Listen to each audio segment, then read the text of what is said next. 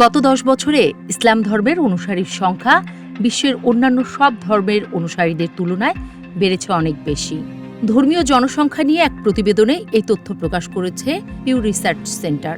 এতে বলা হয়েছে, বিশ্বে ইসলাম ধর্মের অনুসারীদের সংখ্যা এখন প্রায় 2 বিলিয়ন। গত এক দশকে প্রায় 350 মিলিয়ন নতুন মুসলিম হয়েছে। তাই বিশ্বের দ্বিতীয় বৃহত্তম ধর্ম ইসলাম, যা পৃথিবীর মোট জনসংখ্যার প্রায় 1/4। পিউ রিসার্চ সেন্টারের গ্লোবাল রিলিজিয়াস ল্যান্ডস্কেপ শীর্ষক সমীক্ষা অনুযায়ী মিডল ইস্ট আইয়ের এক প্রতিবেদনে বলা হয়েছে, মুসলিমদের সংখ্যা বৃদ্ধির পেছনে প্রধান কারণ জনসংখ্যা বেড়ে যাওয়া। বিশেষজ্ঞরা মনে করছেন, মুসলিম নারীরা গড়ে 3 জনের কাছাকাছি সন্তান জন্ম দেয়, যেখানে অন্যান্য ধর্মের নারীদের সংখ্যা গড়ে 2 জনের বেশি সন্তান জন্ম দিতে খুব একটা দেখা যায় না।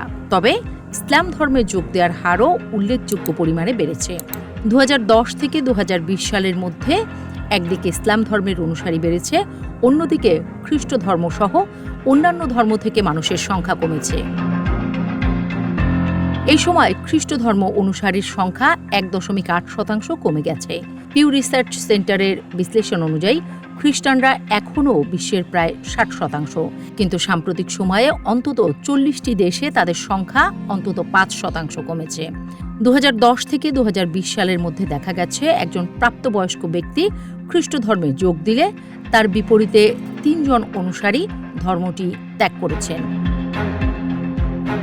সনাতন ধর্মে 126 মিলিয়ন নতুন অনুসারী বাড়লেও বৈশ্বিক জনসংখ্যার অংশ হিসেবে তাতে কোনো পরিবর্তন আসেনি। বৌদ্ধ ধর্মের সবচেয়ে বড় ধস দেখা গেছে, প্রায় 18.6 মিলিয়ন মানুষ এই ধর্ম ত্যাগ করেছেন। বর্তমানে বৌদ্ধ ধর্মের অনুসারীর সংখ্যা বিশ্বের মোট জনসংখ্যার 4%-এরও কম। অন্যদিকে ইহুদি ধর্মের জনসংখ্যা প্রায় 10 লাখ বেড়েছে।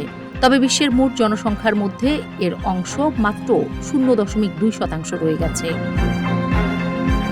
পিউ রিসার্চের বিশ্লেষণে বলা হয়েছে, মুসলিম জনসংখ্যা সবচেয়ে বেশি বেড়েছে মুসলিম সংখ্যাগরিষ্ঠ দেশগুলোতে। কাজাখস্তান ও লেবাননের মতো দেশগুলোয় মুসলিমদের সংখ্যা অন্য ধর্মের চেয়ে বেশি বেড়েছে। এর মূল কারণ হল, মুসলিমদের ভেতরে কম বয়সীদের সংখ্যা বেড়ে যাওয়া, সবচেয়ে বড় কথা জন্মহার বেড়ে যাওয়া। তাই ইসলাম ধর্মকে এখন বিশ্বের সবচেয়ে দ্রুত বর্ধনশীল ধর্ম বলা হচ্ছে।